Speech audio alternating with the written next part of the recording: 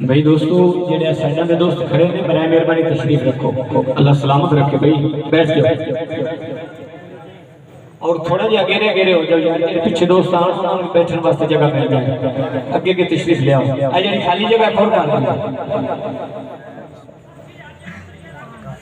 الحمدللہ وحدہ والصلاة والسلام علی من لا نبی بعدہ، اما بعد فقد قال اللہ تعالی فی الکلام الاعلی اہدنا الصراط المستقیم۔ انتہائی عزت و احترام کے لائق خورشید ملت اسلامیہ حضرت علامہ ڈاکٹر خادم حسین خورشید الازہری صاحب، علماء کرام، معززین دے اور دور و نزدیک سے آئے ہوئے میرے پیارے بھائیوں بزرگوں، آج ایک بار پھر ہم تقریباً سال کے بعد اس سالانہ میلاد کانفرنس میں جمع ہیں۔ ہم تو یہاں میزبان کی حیثیت سے آتے ہیں اور میزبانوں میں سے ایک میزبان کی خواہش ہے کہ اس خورشید ملت کو میں دعوت خطاب دوں۔ میرا خیال ہے کہ کوئی بھی غیرت مند سنی آپ کی شخصیت سے ایسا نہیں ہے جو واقف نہ ہو۔ بچہ بچہ جانتا ہے کہ یہ وہ شخصیت ہے کہ جنہوں نے ملک بھر میں مشکل وقت میں بھی اور آسان وقت میں بھی مسلک رضا کے فروغ کی بات کی ہے، اور آج ان کا ہمارے ساتھ پیار ہے کہ یہ تشریف لائے، ہمارے پاس تشریف لائے اور ہمارے ہی وقت کے مطابق سٹیج پہ تشریف لائے، اور آپ جتنی دیر یہاں پہ بیٹھیں گے آپ زیارت بھی کریں گے، اور انشاءاللہ تعالی ہم ان کا صبر بھی جو ہے نا وہ زیادہ دیر مزید آزمائیں گے نہیں۔ برادران اسلام، چونکہ یہ اہل سنت کا سٹیج ہے اور ہمیں اپنا تعارف کروانے کا، اپنا تعارف کروانے کا ہر بندے، ہر قبیلے، ہر قوم، ہر مذہب کو حق ہے، تو جلسے یقیناً اللہ اس کے رسول کی رضا کے لیے ہوتے ہیں۔ جو علماء کرام بیٹھے ہیں پنڈال میں، یا سٹیج پہ آ جائیں یا سائڈ پہ کرسیاں وہاں پہ آپ تشریف رکھیں، آپ ہمارے لیے قابل احترام ہیں۔ جلسوں کا مقصد یہ نہیں ہوتا کہ ہم اپنے گاؤں کی جو ہے وہ اس کا نام باہر نکلے گا یا میزبانوں کا نام نکلے گا۔ جلسے بھی تبلیغ کا ذریعہ ہے، اور الحمدللہ اہل سنت کے اسٹیجز سے اگر عقائد اہل سنت کی بات نہ ہو تو پھر ان جلسوں کا کوئی فائدہ نہیں ہے۔ میں کوشش کروں گا اپنی گفتگو کو 10 منٹ میں سمیٹ لوں۔ آپ کی صرف توجہ چاہوں گا کہ اس پوری کائنات میں جو سب سے اعلیٰ مخلوق ہے وہ کون سی ہے؟ انسان۔ لَقَدْ خَلَقْنَا الْإِنسَانَ فِي أَحْسَنِ تَقْوِيمٍ، یہ قرآن مجید میں اللہ نے ارشاد فرمایا۔ حضرت انسان اس کائنات میں سب سے اعلیٰ مخلوق ہے، اور تمام انسانوں میں جو سب سے اعلیٰ ہے وہ ہے مسلمان۔ اور مسلمانوں میں اور انسانوں میں جتنے بھی مراتب ہیں میں مختصر کرتا ہوں، تشریح میں نہیں جاتا۔ سب سے اعلیٰ جو شخصیت یا جو ذاتیں ہیں وہ انبیاء کرام کی اور رسولوں کی ہیں، اور رسولوں میں سب سے جو افضل جو اعلیٰ ذات ہے وہ میرے اور آپ کے آقا مولا جناب محمد رسول اللہ صلی اللہ علیہ وآلہ وسلم کی ذات ہے۔ اور تمام امتوں میں سے جو سب سے اعلیٰ امت ہے وہ امت مصطفیٰ ہے، اور جو تمام آسمانی کتابیں ہیں ان کتابوں میں سے جو سب سے اعلیٰ کتاب ہے وہ قرآن مجید ہے۔ اور آئیے آپ قرآن مجید سے رہنمائی لیتے ہیں کہ امت مسلمہ میں سے سب سے اعلیٰ اور سچی جماعت کون سی ہے، بس یہی میں نے آپ کے سامنے بیان کرنا ہے۔ قرآن مجید سے ہم یہ رہنمائی لیتے ہیں کہ امت مسلمہ میں سے سب سے اعلیٰ اور اچھی جماعت کون سی ہے، کیونکہ ہمارے پیارے لجپال آقا کریم صلی اللہ علیہ وسلم نے فرمایا کہ میری وہ امت میں 73 فرقے ہوں گے اور 72 جہنم میں جائیں گے عقیدہ کی بنیاد کی بنا پہ، اعمال کی بنیاد پہ، اور ایک جو فرقہ ہوگا، جماعت ہوگی، وہ جنت میں جائے گی۔ تو صحابہ کرام نے عرض کیا، یا رسول اللہ صلی اللہ علیہ وسلم، یہ حدیث دکھانا میرا کام ہے اپنی کتابوں میں بھی اور اغیار کی کتابوں میں سے۔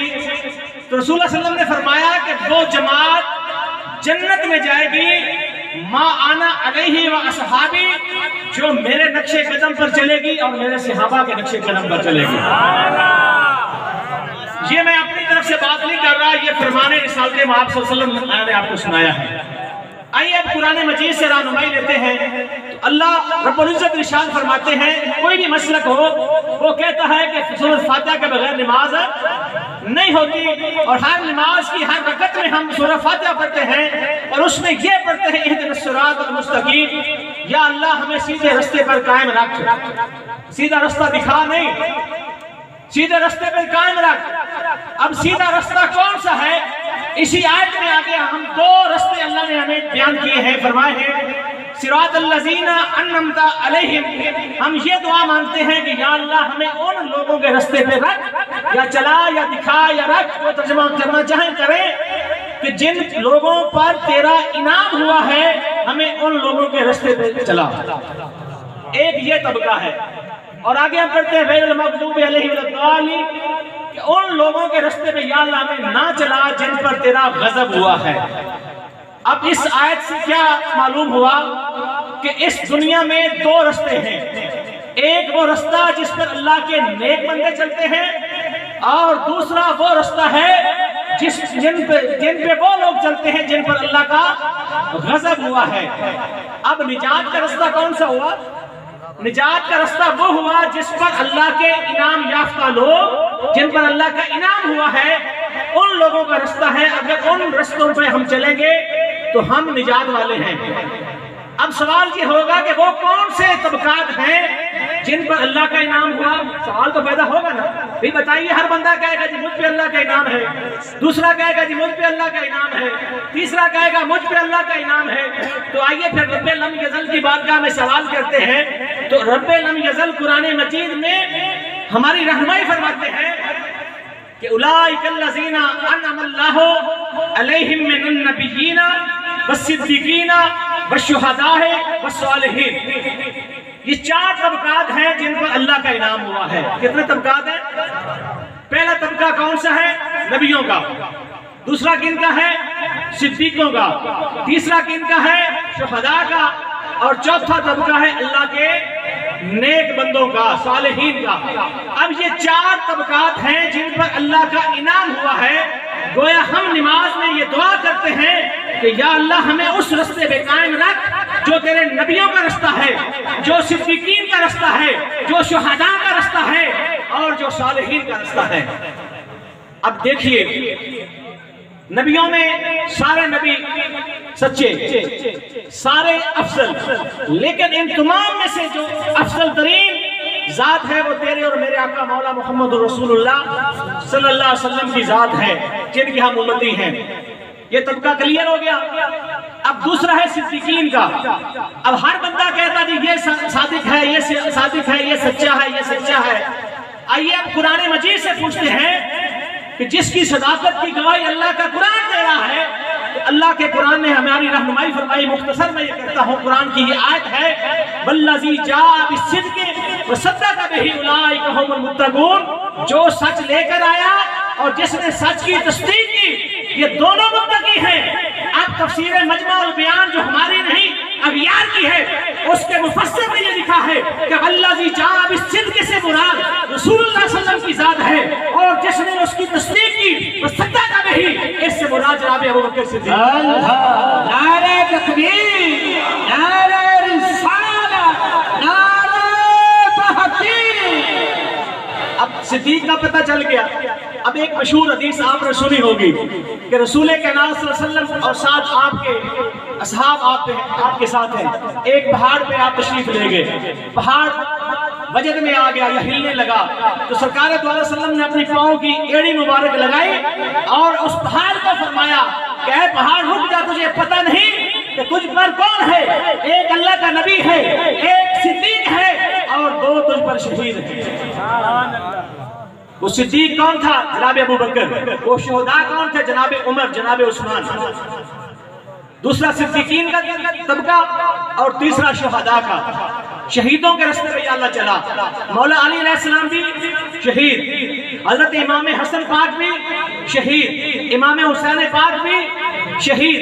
ان شہداء کے راستے پر چلا، یا اللہ ہمیں ان کے راستے پہ قائم رکھ۔ اور چوتھا طبقہ کیا ہے؟ صالحین کا، نیک لوگوں کا، اللہ کے ولیوں کا۔ آئیے قرآن مجید سے جو ولایت کی نشانیاں ہیں وہ پڑھیں، حدیث کی روشنی میں ولایت کی نشانیاں پڑھیں تو آپ کو ساری کی ساری نشانیاں اولیاء امت میں سے اہل سنت میں نظر آئیں گے۔ اور یہ امت کا متفقہ مسئلہ ہے کہ حضرت ابو بکر کی پیر سے الگ سے لے کر مولا علی کی یہ تک اقرار نازل ہونے کے بعد اعلان نبوت سے لے کر پہلے مسلمان صحابی سے لے کر آخری مسلمان صحابی یا صحابیہ تک، یہ تمام کے تمام اللہ کے ولی بھی ہیں اور رسول اللہ صلی اللہ علیہ وسلم کے صحابی بھی ہیں۔ اور رسول اللہ کے صحابہ کے بعد کتنے بھی اولیاء کرام ہیں اور ہمارے تک اسلام لانے والے کون ہیں؟ نہ علماء کے ذریعے اس انداز میں پھیلا، نہ حکمرانوں کے ساتھ اسلام اس انداز میں آیا۔ اگر اسلام پر سکین میں پھیلایا ہے تو کس نے پھیلایا ہے؟ اولیاء کرام نے۔ اور اولیاء کرام کا دامن کس کے ہاتھ میں ہے؟ الحمدللہ ہمارے ہاتھ میں ہے۔ گویا ہم یہ دعا کرتے ہیں، اہدنا الصراط المستقیم، یا اللہ ہمیں رسول اللہ صلی اللہ علیہ وسلم کے راستے پہ قائم رکھ۔ اہدنا الصراط المستقیم، یا اللہ ہمیں ابو بکر صدیق کے راستے پہ قائم رکھ۔ یا اللہ حضرت عمر فاروق کے راستے پہ قائم رکھ، عثمان غنی کے راستے پہ قائم رکھ، مولا علی کے راستے پہ قائم رکھ، مولا حسن کے راستے پہ قائم رکھ، مولا حسین کے راستے پہ قائم رکھ، داتا علی حجویری کے راستے پہ قائم رکھ، خواجہ حجمیری کے راستے پہ قائم رکھ، میرے علی کے راستے پہ قائم رکھ۔ دعا ہے کہ اللہ رب العزت ہمیں اس مسلک پر ہی موت نصیب فرمائے۔ اب بلا مبالغہ، بلا تکلف اور بلا توقف دعوت خطاب خورشید ملت اسلامی حضرت علامہ ڈاکٹر خادم حسین خورشید الازہری سے